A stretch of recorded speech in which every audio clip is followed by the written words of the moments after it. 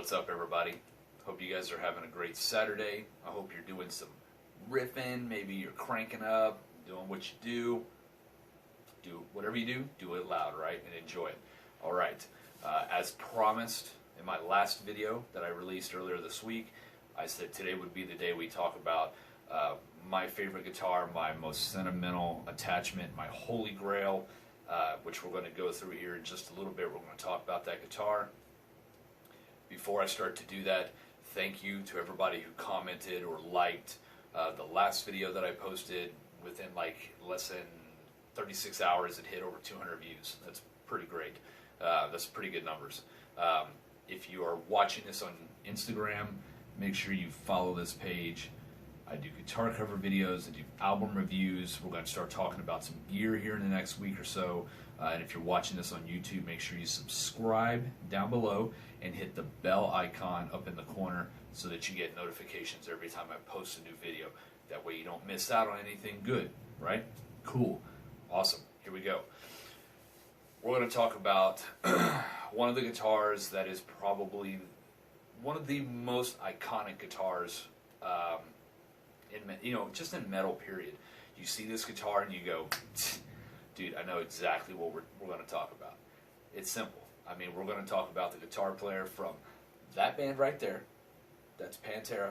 We're going to talk about motherfucking Dimebag Darrell. And we're going to talk about his signature series guitar. I own one. And I've only played it in one video for you guys. You've seen it before. It's the video for Brotherhood of Man by Motorhead. And it's my Dimeslime. So we're going to talk about that right now. So strap in. Get your seatbelts clicked in because I'm going to try to go through this one quickly, all right? Have a little bit of trouble breathing because I'm trying to talk fast. So let's do it. Here we go. Here we go. Washburn Dimebag Darrell signature series guitar, the 333, aka the Dimeslime. All right. I bought this guitar early 2000s. It was like 2002, 2003. It was pre-Dimebag death. I bought this at Mars Music in Houston, Texas, and I bought it as they were actually going out of business, and they were liquidating all their stock. So when I went to get it, they only had a few left. They had a couple of these, and they had a couple of the Dime Bolt. I took the Dimeslime because, to me, this is, I think, the better looking guitar. I love this guitar. I love the coloring, and I love everything that. I think this guitar is fucking tits, man. I really do. I think it's just the most bitchin' guitar I own, period. I got it for super cheap because I had a buddy who worked there who let me have it for a less than favorable price in Mars's eyes. I got it for about $250, which is pretty damn good considering what they wanted for it. Came with the hard shell case. Bought it that day, walked out, took it home, was jamming on it by 6 o'clock. Bam. Done deal. All right. So, I had to do a little bit of research on this guitar to come up with all of the specs on it because it's a little bit muddy in some places. I've had a little bit of inconsistency on what the body's made out of. But what I know is this. Two-piece construction. It's a set neck. So if you don't know what that means, it means it's held in with glue. There's no bolts, but it's also not neck-through construction. Starting with the body, I've heard that some of them had mahogany. I think that's a higher-end model. I think this is alder. From what I've read, it's alder with a maple top. And you have to really see this maple top to fully appreciate the coloring and the flame on it. I'll show it to you guys really close. It's kind of hard to see, but, I mean, words just don't do it justice. You have to see it in person to really appreciate the beauty of this coloring on this guitar, especially with that flame. It's phenomenal. It's sick. The neck is a three-piece maple neck with a rosewood fretboard and 22 frets with dot inlays. I normally don't like 22 frets, but it's Dime. You know, I mean, come on. It doesn't really matter. If it was 12 frets, I would have bought it. I love the headstock. That headstock alone is worth price of admission. I mean, look at that sick bastard. Grover tuners, 3 to a side, and what I don't like is I hate that with the tuners, 3 go one way and 3 go the other way. So if you're trying to tune this up, you know, changing the strings by hand, it's a pain in the ass to do. It takes a little bit of time because the tuner keys are too big to fit in my my little tool, so I have to use my hands to do it, which takes forever. But it's whatever. It doesn't really. It's not a big deal. It's not a deal breaker. Look at the back of that thing, though. Look at that color. It's like an emerald green, a Kelly green. I mean, when you see it in the light, it really, really pops. It's just a really sick color. So, when I bought this guitar, it had the standard stock Washburn pickups in it, which were okay. They weren't great, but they weren't terrible. They could have been a lot better. 3 years after I bought this guitar, I ended up coming into purchasing a Seymour Duncan Dimebag Darrell Signature Series pickup, the Dimebucker.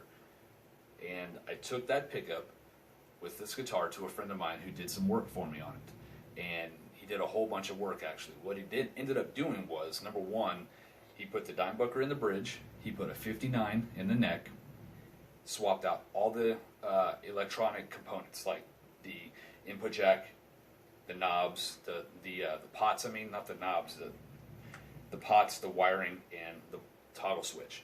Replaced all that stuff with USA parts. So when you put brand new stuff like that, and even did the wiring, redid all the wiring, it's just better parts. So you're going to get a better playing, longer lasting guitar. Dropped it down a half step, so this is an E flat, and he put thicker strings on it. He put 10 gauge strings on it because it had 9s on it, and I don't like 9s on my Floyd Roses. The bridge on it is not a Floyd Rose. It's a Washburn licensed type Floyd Rose. I think it's called like a TS3 is what I remember reading, but it's the same thing as a Floyd Rose. It's just Washburn product. And let's see, I think that's it for pretty much the specs on that. It's got the offset headstock, which one is a little bit longer than the other, which is cool because it sets it apart from the Dean guitars, which had symmetrical horns on the headstock. Now, when I got it back from my friend after he put in the pickup, I took it home, jammed on it for about 10 minutes, gave it a really quick run through. Didn't get to spend much time on it. It sounded great, but I didn't get a chance to really, really dial it in. That was actually the last I saw of that guitar for a year and a half, because it got stolen from me that day, which sucks. I had a family member who took it from me and held it hostage for a year and a half, trying to extort money out of me.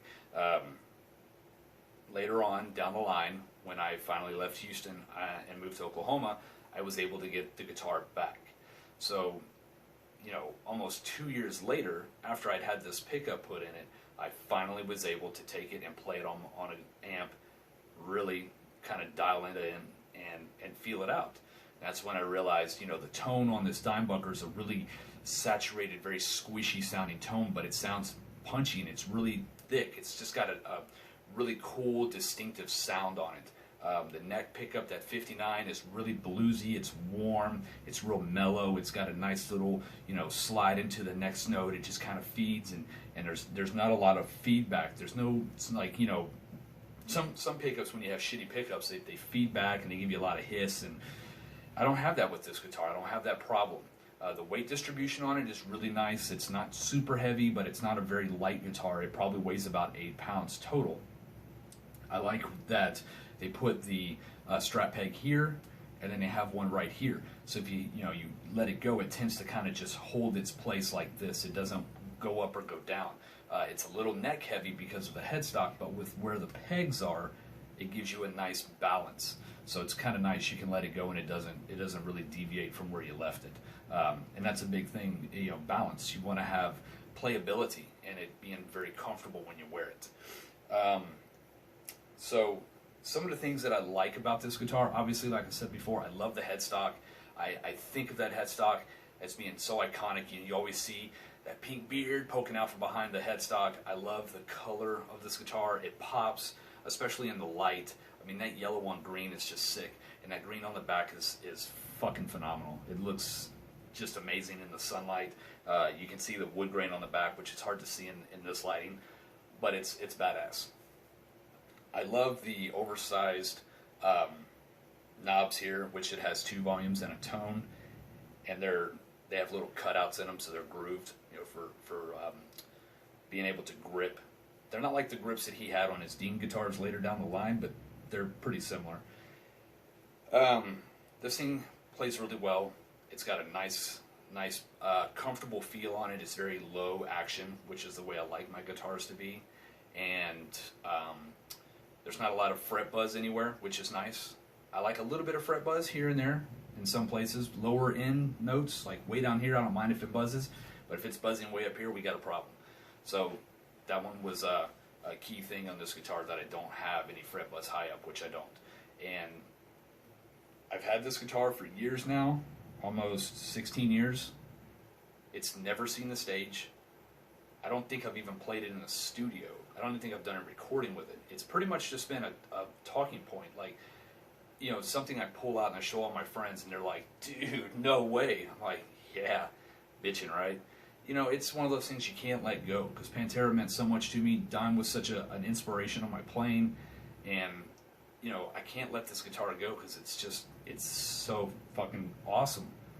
And I wish that, you know, I had received, you know, the opportunity to buy some of the other models. I would have really liked to come across one of the Trendkill or the Dime Stealth. Those are my other two favorite models that he made. But, you know, I wasn't able to come across any of those, so this is the only one I have. Maybe one day I'll be able to get my hands on one of those, but not for a cheap price. Yeah, it's crazy. It's like after it disappeared from my my house, you know, in that time it was gone, when Dime got killed, a lot of people were price gouging on these guitars. You couldn't buy a Korean model like this one for like less than $2 or $3 grand. People were just ripping people off, and it was pretty sad thing to do to Dimebag's memory. So I love this guitar. I hope you guys can appreciate what a piece of work this guitar is. I heard some, you know, things people said, oh, they're crappy guitars, they weren't very well built, and I call bullshit, because mine's, I think, pretty sound. I think it's pretty nice. Yeah, it sounds great, it plays great, feels great, and it's the fucking 333. What else you need to say, right? So there you go, man. One last little look. There's the headstock for you. There's the neck, and there's the body. I know it's kind of hard to see it, especially if you're watching this on Instagram. You're not going to get to see it in, you know, full length, so I'll show it to you like that, so you can get a nice little picture of that color there. So there you go, man. That's my Dimebag Darrell Dimeslime 333. So yeah, like I said, we're going to start talking about some gear here in the next week. I'm going to do another video here pretty soon. We're going to talk about my rig. I'm going to break that down into 2 videos. We'll talk about my amp and my head, and then we'll talk about my pedal board. I'm going to do some new guitar cover videos this week, so stay tuned for that. Like I said, make sure you subscribe and follow along.